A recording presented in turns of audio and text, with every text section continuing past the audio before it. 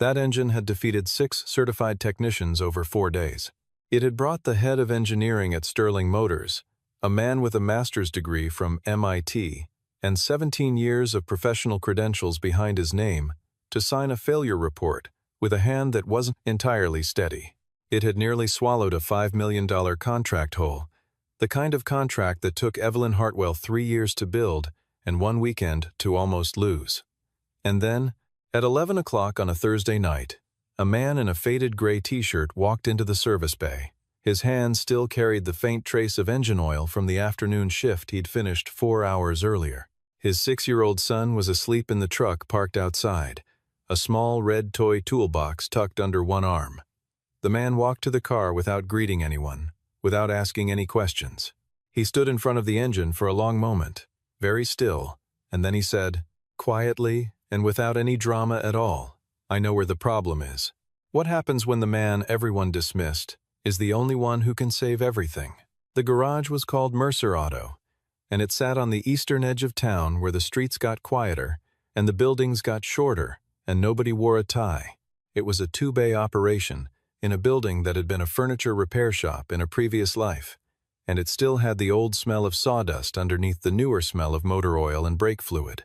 The sign out front was hand-painted.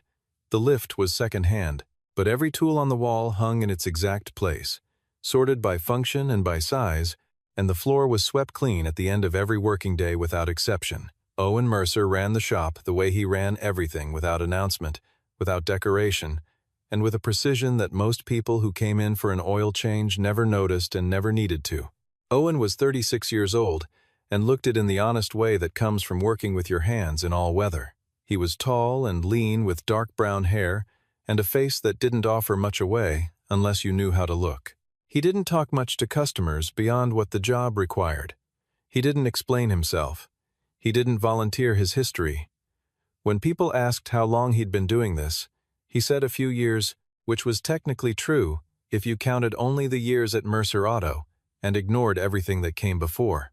In the bottom drawer of the wooden desk in the corner, the desk that held the shop's invoice book and a battery-operated radio and not much else, there was a folded document in a manila envelope. It was a certificate of appointment from Veltec Motorsport, a German mechanical engineering firm that consulted for European supercar manufacturers, naming Owen Mercer as chief engine architect at the age of 31, the youngest in the company's history. The envelope had not been opened in 2 years. In the corner of the shop, on a wooden stool with a cushion tied to the seat, sat Isaac. He was 6 years old and serious, in the way that small children sometimes are when they have been paying close attention to the world for their entire short lives. He had his father's dark eyes and his mother's habit of going quiet when something was bothering him.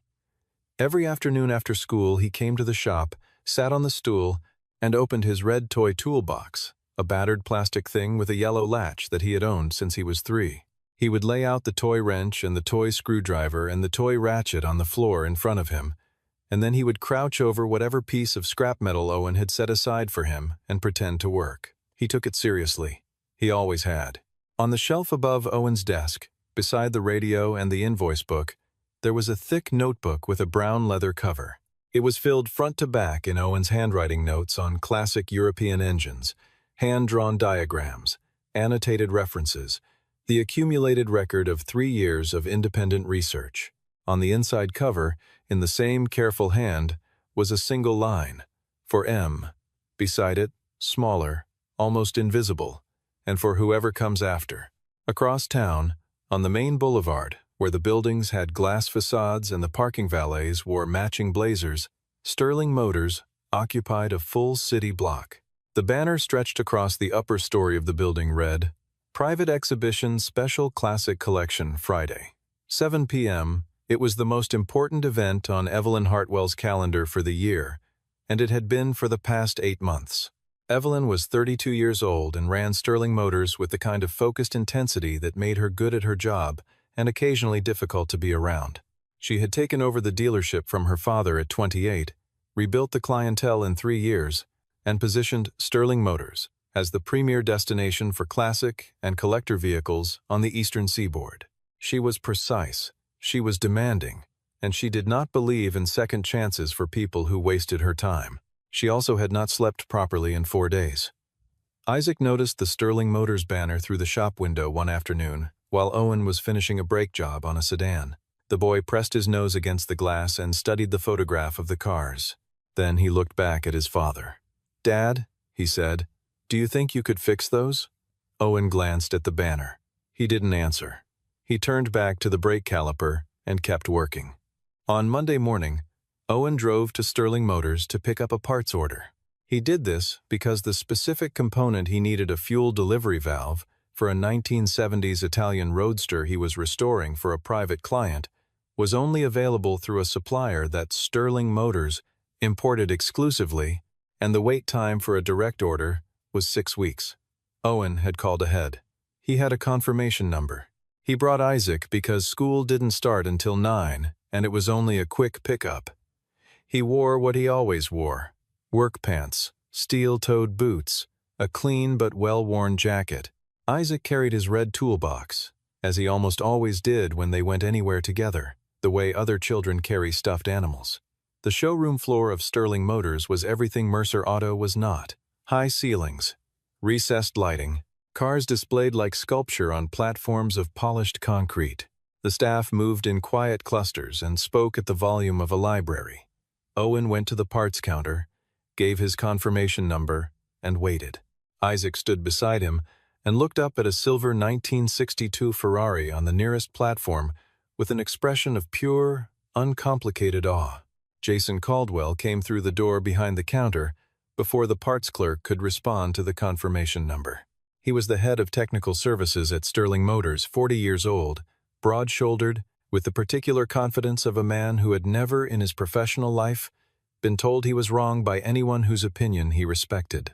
He looked at Owen once, from the top of his head to the toes of his boots, with the efficient thoroughness of a man cataloging something he intends to discard. Then he looked at Isaac and at the red plastic toolbox.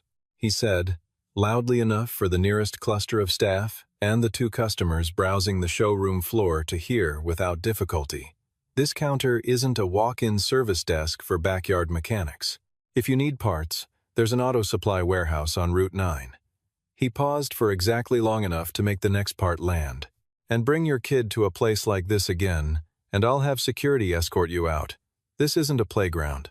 The showroom went quiet in the small, specific way that spaces go quiet when something has happened that everyone present has decided not to acknowledge. One of the browsing customers turned slightly away. A staff member near the far wall found something on her clipboard to look at. Isaac stopped looking at the Ferrari. He looked down at the red toolbox in his hands instead, and then he pressed it against his chest. Owen did not raise his voice. He did not change his expression. He looked at Jason Caldwell for approximately 2 seconds, a look that was perfectly flat and perfectly still, and somehow more uncomfortable than anger would have been, and then he looked at Isaac. He said nothing to Caldwell. He simply waited at the counter until the parts clerk, clearly wanting the interaction to end, processed the confirmation number and brought the component from the warehouse. Owen signed for it, tucked the box under his arm, and walked to the door. Isaac fell in beside him. Just before they reached the exit, Isaac said quietly, "Dad, let's go." And they did. On the second floor, behind the long window that overlooked the showroom floor, Evelyn Hartwell had watched the exchange. She had seen Jason's performance, and she had seen the man in work clothes, and she had seen the small boy with the red plastic box pressed to his chest. She had not intervened. She had looked back at her phone. She had walked away. She told herself it was because she hadn't heard everything clearly. She would think about that later, in the dark, in the quiet of the shop floor on Thursday night, and she would know that wasn't true. The Lamborghini Miura S had been built in 1971 and was one of fewer than 800 ever made. The specific example in Sterling Motors' service bay had been modified in the 1990s by an Italian engineer named Maurizio Rinaldi, who had worked for a small Milanese firm that specialized in the mechanical restoration of pre-emissions-era European automobiles. Rinaldi had died in 2004, and he had left behind no written documentation of his modifications, no drawings, no service manuals, no annotated schematics. What he had left behind was a V12 engine that ran, by all accounts, better than the day it left the Santa Gata factory until 4 days ago, when it had simply stopped. Not gradually. Not with warning. It had stopped between one firing cycle and the next, as completely as if someone had switched it off at a source that no diagnostic instrument could locate. Harold Voss, who owned the car, and 9 others in the collection he had placed on consignment with Sterling Motors, had called Evelyn personally.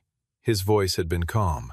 That was worse than shouting. If the Miura was not running, and on display by Friday at 7 p.m., he said, he would withdraw the consignment agreement in its entirety. $4.8 million in inventory. Gone. The exhibition, Sterling Motors' most visible event in 3 years, reduced to a gap on a platform and a conversation that Evelyn did not want to have. 6 of Sterling Motors' certified technicians had worked on the Miura, one after another, and then in combinations over 4 days. None of them found the fault. The diagnostic system produced contradictory error codes that pointed in 3 different directions simultaneously and resolved none of them. Jason Caldwell, who had spent the better part of the 4th day under the hood, wrote in his technical report, "Engine unrecoverable. Recommend client notification of irreversible mechanical failure." Evelyn read the report, set it face down on her desk, and called 3 independent specialists. The first declined when he heard the car's name and year too complex. He said, "Not enough documentation." The second quoted a timeline of 8 weeks and a fee that started at $500,000. The third drove in from 2 hours away, walked around the Miura for 15 minutes in the service bay, and then walked back to his car and drove home. He called Evelyn from the road. "I don't know what Rinaldi did to that engine," he said, "and because I don't know, I can't fix it without risking making it worse. I'm sorry."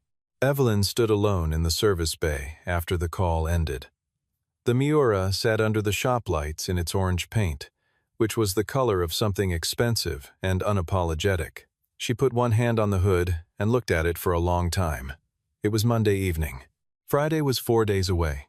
On Monday evening, Owen drove home, collected Isaac from the neighbor who had picked him up from school, and made dinner for the 2 of them: pasta, a green salad, a glass of water for himself, and apple juice for the boy. They ate at the small kitchen table with the window open to the backyard. Isaac was quieter than usual. He ate his pasta in careful, measured forkfuls and didn't ask for a second serving. Afterward, they sat on the back step with the last of the daylight, Isaac turning his toy screwdriver over in his hands. He had been thinking since the morning. Owen could tell because the boy had his mother's thinking face, a slight downward pull at the corners of his mouth, a stillness in the eyes. Finally, Isaac asked, "Dad, why did that man talk to you like that?" Owen looked out over the yard, where a maple tree was just beginning to turn at the edges. He let the question sit for a moment. "He didn't know who he was talking to," Owen said. "Does that make it okay?" "No," Owen said. "It doesn't." Isaac turned the screwdriver over again. "Why didn't you say anything back?" Owen reached over and put a hand on the boy's shoulder briefly, the way he touched things he cared about without performance, without excess. Some things don't need to be said. They only need to be done. Isaac looked at him. He was 6, and there was a limit to what 6 years of living could do with a statement like that. But he nodded, because he trusted his father in the wordless, complete way that children trust the people who have never once given them a reason not to. Inside, after Isaac was asleep, Owen stood at the kitchen shelf and looked at the brown leather notebook. He had not opened it in several months.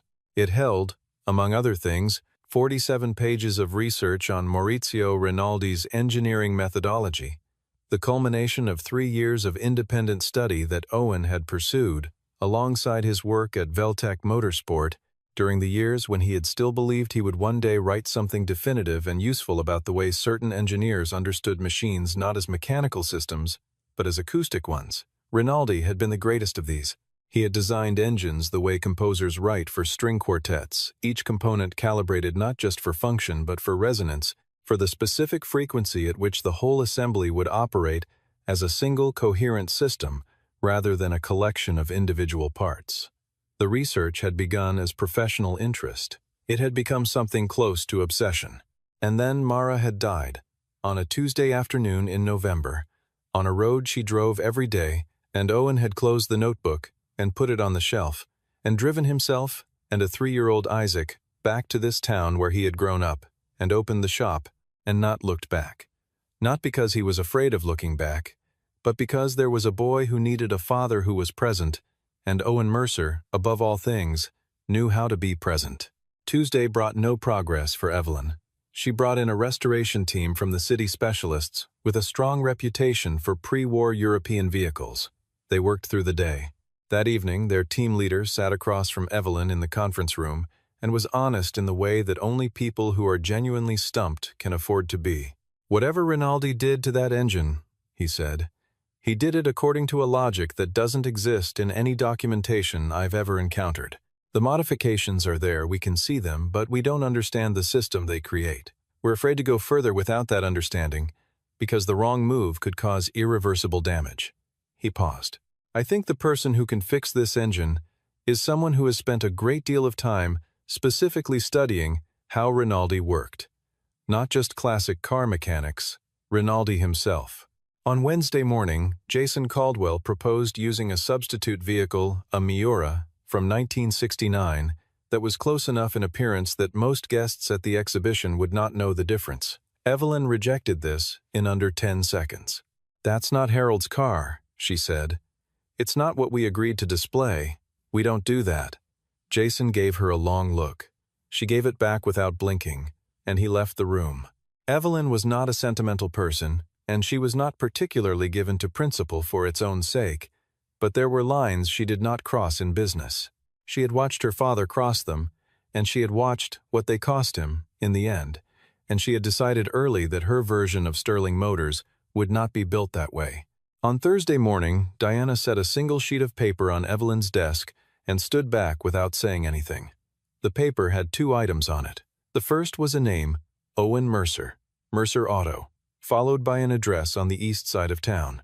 Below the name Diana had written, in her precise small handwriting, what a contact in the industry had told her. Owen Mercer, former chief engine architect, Veltec Motorsport, left the company 3 years ago. Has not returned to the industry. He wrote the most comprehensive existing analysis of Rinaldi's engineering methodology, an unpublished thesis that is cited in 2 academic papers and 1 industry journal. Currently operates a one-man auto repair shop. Single father. Evelyn read the page twice. She looked at Diana. "This is the man from Monday."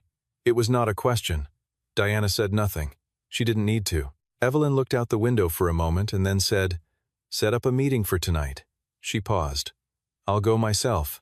Owen was finishing the last job of the day, a routine coolant flush on a pickup truck, when he heard footsteps behind him that didn't belong in his shop. Heels on concrete have a specific sound, and that sound had no business being in Mercer Auto at 8:30 on a Thursday evening. He rolled out from under the truck and stood up. Evelyn Hartwell was standing in the doorway of the bay, her jacket still on, her dark hair pulled back, a leather portfolio under one arm. Diana stood a step behind her. Owen recognized Evelyn immediately. She was the woman on the second floor, the one who had looked down at the showroom and then looked away.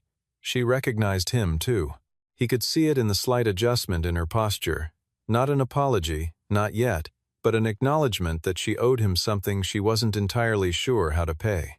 Evelyn did not waste time on preamble. "I have a 1971 Lamborghini Miura S with a modified V12 engine. Non-standard modifications, no documentation. 6 technicians, 2 outside teams, 4 days nobody can fix it. The exhibition is tomorrow at 7 p.m. I need you." Owen wiped his hands on a shop rag and looked at her. He did not rush to fill the silence.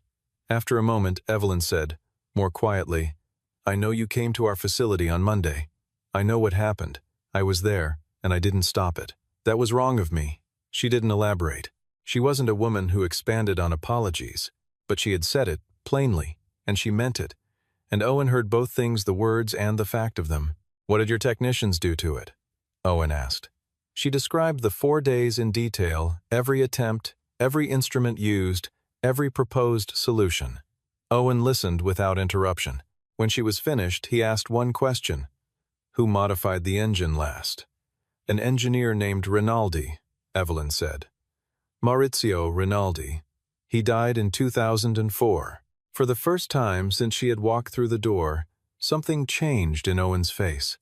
Not a dramatic shift, a small thing, a stillness becoming a different kind of stillness. You know him, Evelyn said. It was not quite a question. I know his work, Owen said. There's a difference. He glanced across the bay to where Isaac was curled on the wooden stool under a blanket, asleep with the red plastic toolbox held loosely in one small hand. He looked at it for a moment. Then he looked back at Evelyn. I'll come and look at it, he said. I'm not making any promises. He locked the shop, drove Isaac to Eleanor Collins' house 3 streets over. Eleanor was 64 and had watched Isaac through 2 bouts of the flu and a broken collarbone, and a phase where he would only eat beige foods, and she opened the door without a word, took one look at the bag of tools Owen was carrying, and nodded, and drove to Sterling Motors. The service bay was empty except for the 3 of them in the car. The Miura sat under the overhead lights in its deep orange paint, and even standing still in a fluorescent-lit workshop, it had a quality that was difficult to name. Something about the proportions, the low and aggressive stance, the way the light moved across the long hood. Owen stood in front of it for a long moment without touching it. Then he walked around it once, slowly, his hands at his sides. Then again, Evelyn watched from a stool she had pulled to the far end of the bay. She had folded her jacket over her lap, and she sat with the particular stillness of someone exercising restraint. Diana stood near the door. Jason Caldwell had been in the building when Owen arrived. He had seen who Evelyn had called in, and he had left without saying anything, his expression carrying the specific quality of contempt that is shading over into something else and hasn't quite decided what. Owen opened the hood. He looked at the engine without touching it, just looked, the way he looked at everything before he touched it, which was the first habit he had developed when he was young and which he had never lost. Then he reached into his bag and took out a modified stethoscope, the chest piece replaced with a small metal probe, the tubing extended, the earpieces cushioned. He began placing the probe against the engine block, systematically, moving from point to point in a pattern that made no immediate sense from the outside, but was in fact a precise sequence derived from diagrams in the brown leather notebook now open on the workbench beside him. He listened. The bay was silent enough that the only sounds were the faint tick of cooling metal and the occasional distant noise from the street. Evelyn held her position for 20 minutes. Then she stood up and walked halfway toward the car. Have you found something? Owen said, without looking up. Not yet, but I know what I'm looking for.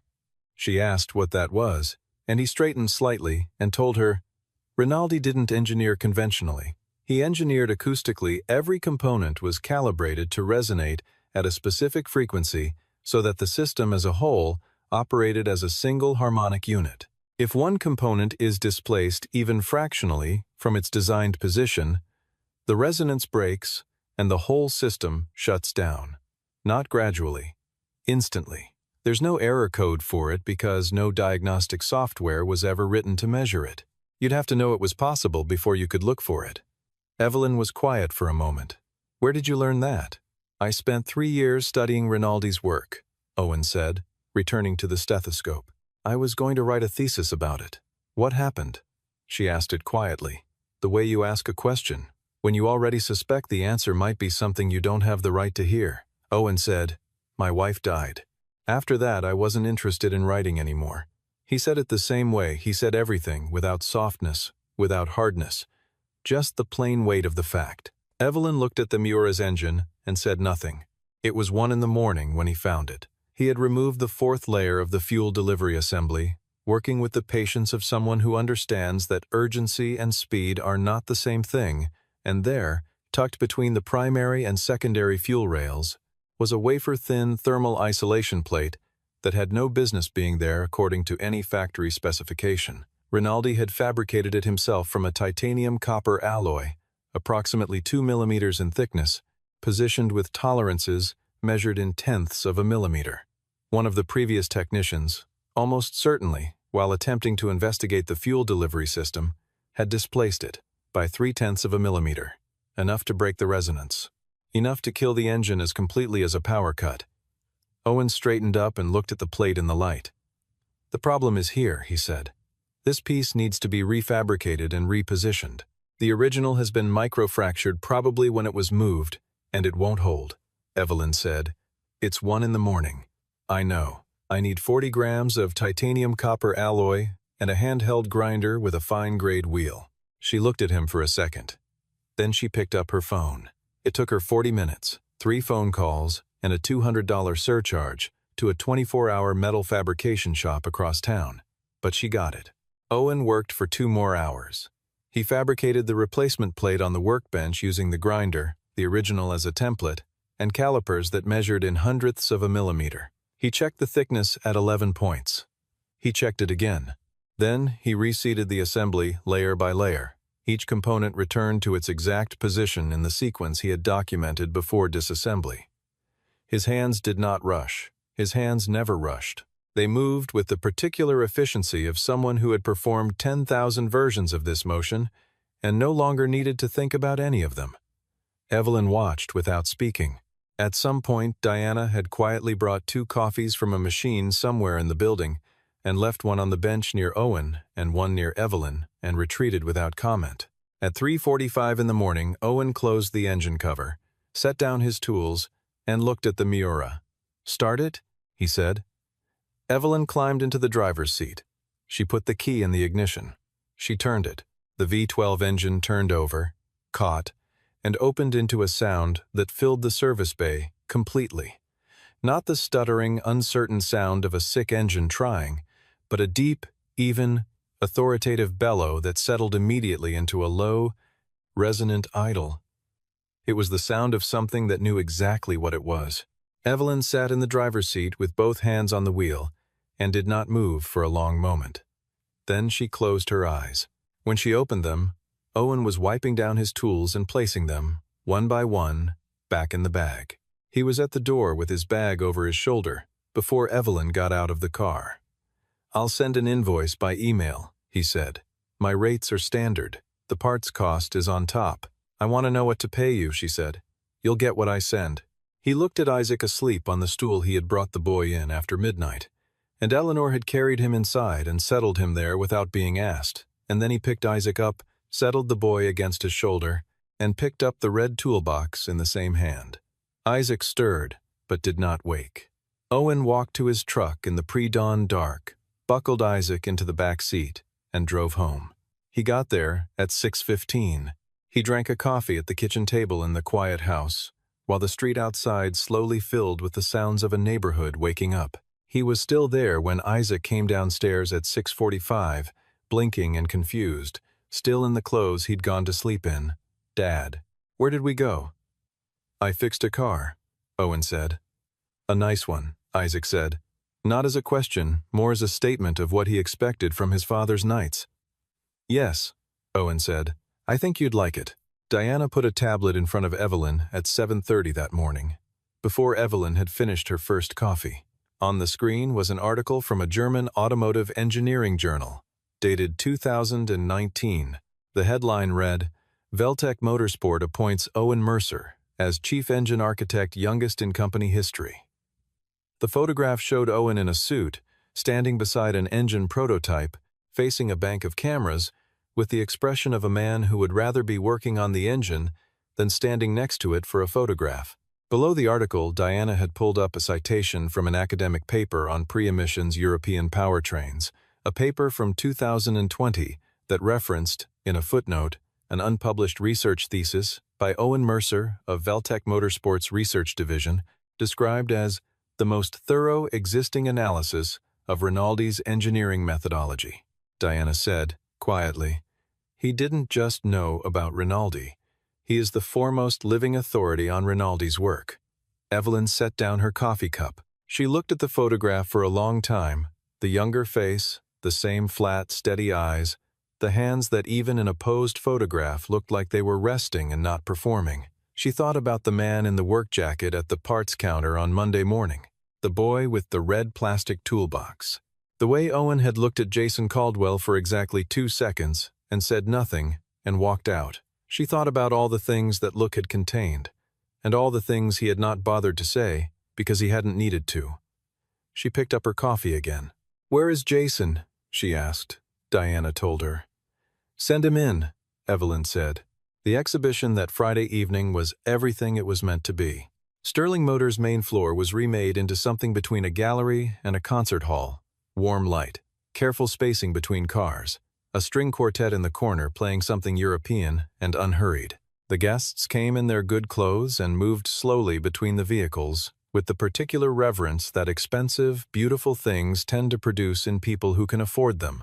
At the center of the display, on the raised platform in the middle of the room, the 1971 Lamborghini Miura S sat in its deep orange paint, under a light that had been angled specifically to catch the curves of the hood. Its engine was running.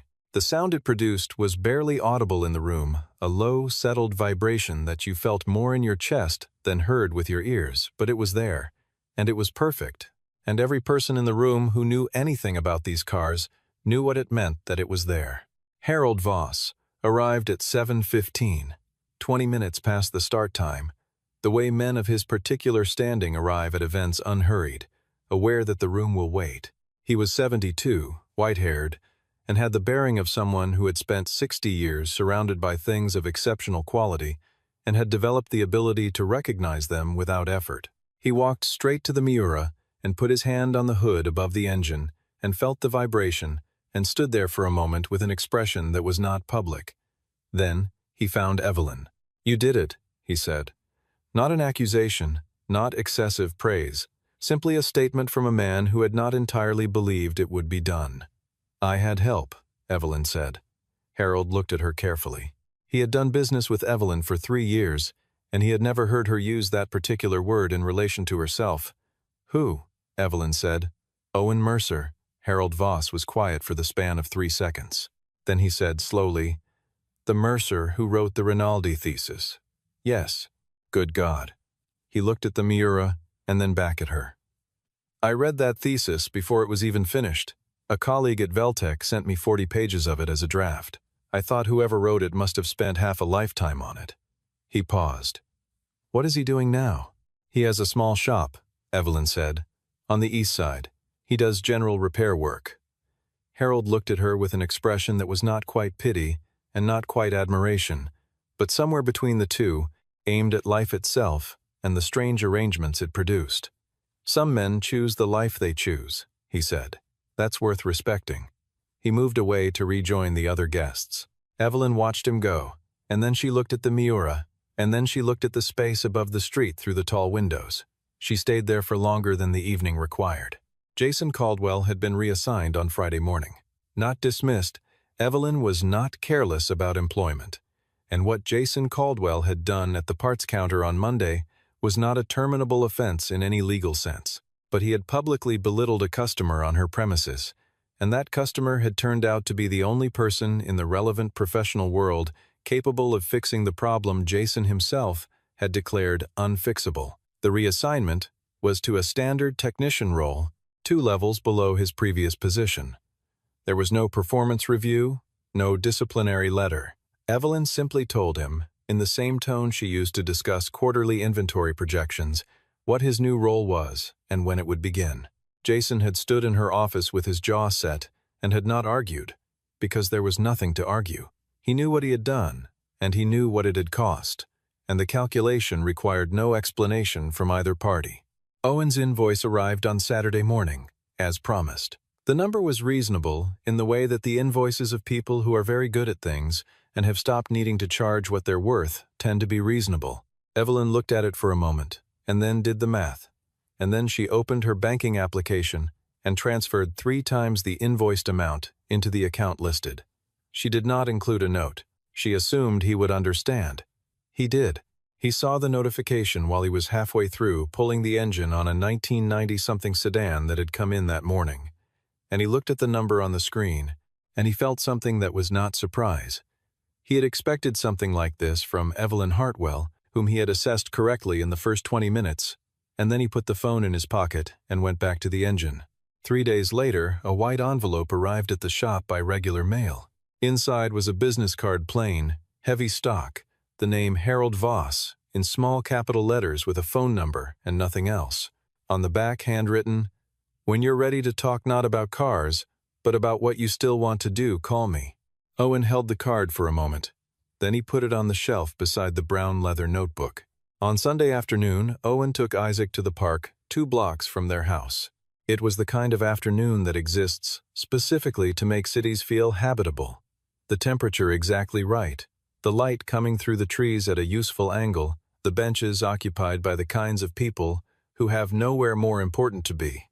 Owen sat on the bench nearest the oak trees with a thermos of coffee.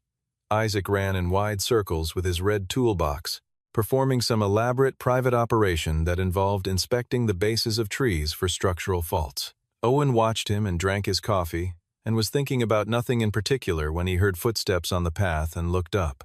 Evelyn Hartwell was walking toward the bench from the direction of the main gate. She was wearing something that wasn't work clothes, which made her look like a slightly different version of herself. Same posture, same economy of movement, but without the professional architecture. She had recognized him before he recognized her. She stopped about 6 feet away, and they looked at each other. Neither of them said anything for a moment, which under other circumstances might have been awkward, and under these circumstances simply was what it was. Isaac came pelting back from the tree line, skidded to a stop, looked at Evelyn, and looked at his father. "Do you know her?" he asked. "Yes," Owen said. Isaac looked at Evelyn. "Does he know you because of cars?" Evelyn glanced at Owen. Something moved at the corner of her mouth. "He helped me fix one," she said. Isaac considered this. "Was it a good one?" "Very good," she said. Isaac nodded, satisfied with this answer as a complete account of the matter, and ran back to the trees. Owen moved along the bench slightly, not an invitation, not its opposite, just space. Evelyn sat down. They were quiet for a moment, watching Isaac conduct his inspection at the base of a particularly large oak. Evelyn said, "You received the transfer." "Yes," Owen said. "You didn't object. I don't do charity." She looked at him.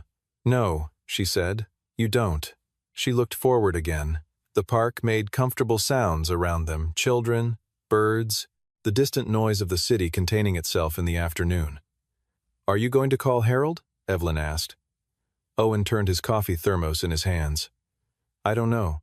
Isaac's still young." "That's not really an answer. It's the true one." He said it without deflection, without apology. She looked at him for a moment and then looked back at the field where Isaac was now sitting cross-legged on the grass with his toolbox open, arranging the contents in a row in front of him with the seriousness of someone conducting inventory. Evelyn said, "What you did Thursday night, not just the technical part, the whole thing. Most people in your position would have let Sterling Motors fail. Most people in my position weren't there," Owen said. She turned and looked at him directly for the first time since she had sat down. He looked back. "If there's ever a day when you want to do something more than repair ordinary cars," she said, "I would like to be the first person you call." Owen held her gaze. "Why?" She paused for a moment, not because she didn't have the answer, but because she was deciding how much of it was appropriate to give. "Because I know what I did on Monday," she said, "and I don't like being in debt." She stood, tucked her hands in her jacket pockets, and walked back the way she had come unhurried, not looking back, her footsteps steady on the path until the trees came between her and the bench. Owen watched until she was gone. Then he looked at Isaac, who had finished his inventory and was now holding up the toy wrench and examining it against the light with the expression of a craftsman evaluating a tool. Isaac said, without looking up, "Did she leave already?" "Yes. She seemed okay." Owen looked at the path where Evelyn had walked. The light through the trees made a pattern on the ground that shifted and settled, shifted and settled. "She might be," he said. Isaac accepted this with his characteristic efficiency, put the wrench back in the toolbox, and snapped the yellow latch closed. He brought the box over and set it on the bench between them, red plastic, worn at the corners, the paint on the latch scratched from 4 years of use. He climbed up beside it and leaned against his father's arm. Owen put his arm around the boy. They sat there while the afternoon did its slow, unhurried work around them, and the red toolbox sat between the man and the space he had made on the bench, small and present and still.